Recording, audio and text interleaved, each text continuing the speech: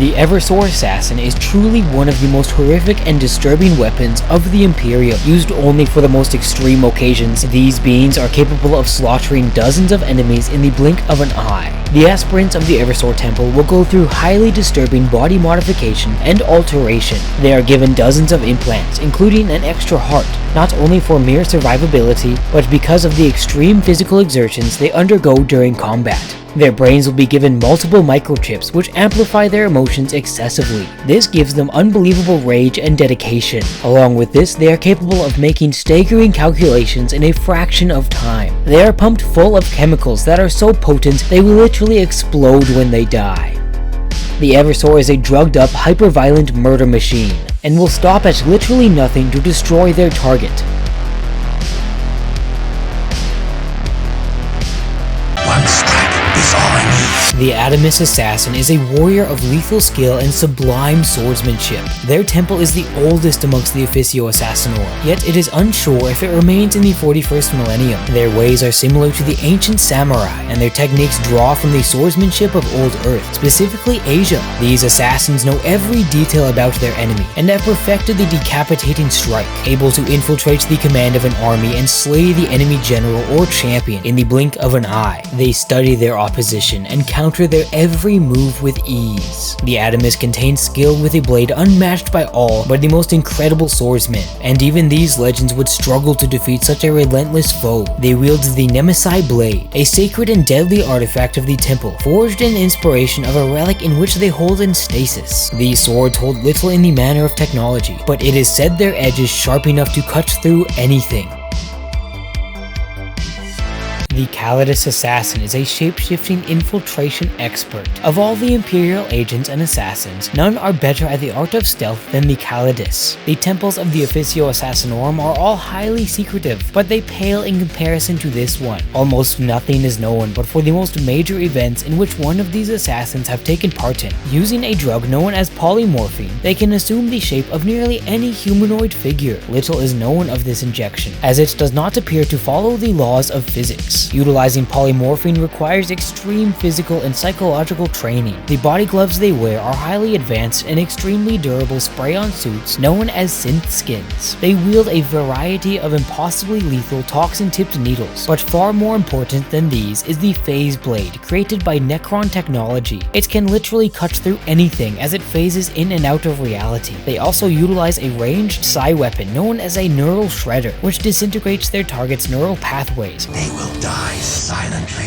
The Venom Assassin is a master of lethal toxins. They have dedicated their lives to studying the arts of poison and have become unparalleled at making the most lethal concoctions known to man. To have knowledge of a Venom Assassin loosed upon you is to invite intense and insane paranoia. Not only food or drink could be poisoned, but any bed you sleep in, any chair you sit in, any surface you touch, and the very air you breathe could be poisoned. Their temple resides in a secret complex known as the Orchard, which is surrounded by lush flora and thousands of specimens in which to make poisons from. They are highly subtle in their work, using perfect mixtures that use surprisingly basic materials, making them leave no trace upon the autopsy table. A Venom Assassin is capable of slaying giants, and even that of Primarchs have the potential to fall by their toxins. When the Officio Assassinorum sent all they had to defeat the Arch-Traitor, it is said that the assassin of this clade got the closest to slaying Horus Lupercal before falling.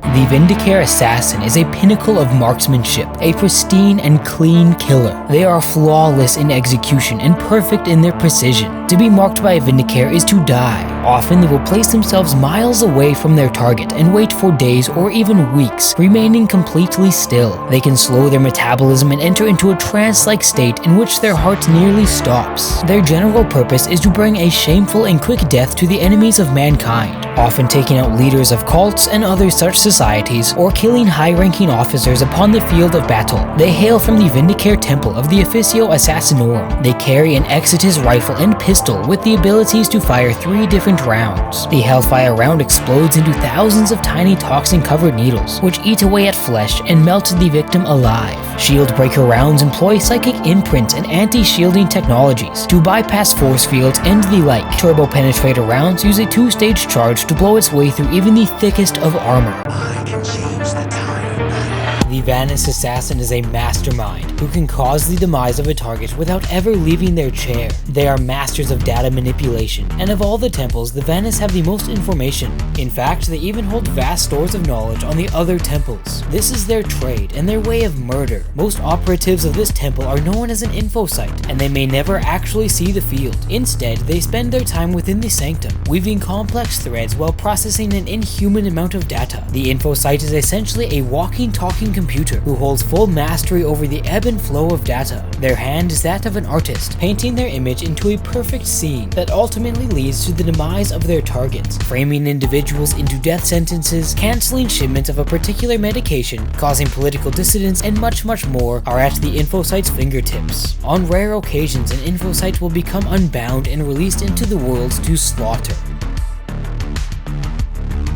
Colexis Assassins are the top secret and hidden psyker killers of the Officio Assassinorum. They are all beings known as psychic nulls, which naturally protrude an unnerving and anti-psychic aura around them. What little humanity they cling to is completely trained out of them, and the Colexis is a cold, emotionless operative. So too are they brought to harness and enhance their frightening null powers to extreme effect. To be in a room with one of these beings, even as a normal human, is unbearable and painful. They bear a skull-faced helm known as the Adamus speculum, which they use as a safety gauge for their null power. When released upon the enemy, they will remove these safeties and cause those around them to reel in incredible pain and fear. For the psychers they hunt though, this will shatter their minds in mere moments. Even the strongest of psychers will likely disintegrate in effort as they attempt to stave off the void which seeps towards them. The Colexis is completely immune to the effects of the warp. The arcane body glove they wear allows them to phase in and out of reality. I will kill them all! The Maioris Assassin Temple was an illegal and extremely dangerous operation undergone by the Officio Assassinorum. This project resulted in the creation of a mutant assassin, which was literally a living weapon. Using strains of xenos DNA, allegedly that of Tyrannid, genetic splicing, mutant crossbreeding, and the genetic material of thousands of rendered down prisoners, they created a monster with the likes that the galaxy had never seen. This assassin was known as Legend Strauss, and her power was unbelievable. The temple's goal was to create a killer that could slay multiple targets at once, and in this they succeeded. The mutant assassin needed no weapons, for she used biomass to create the tools of murder,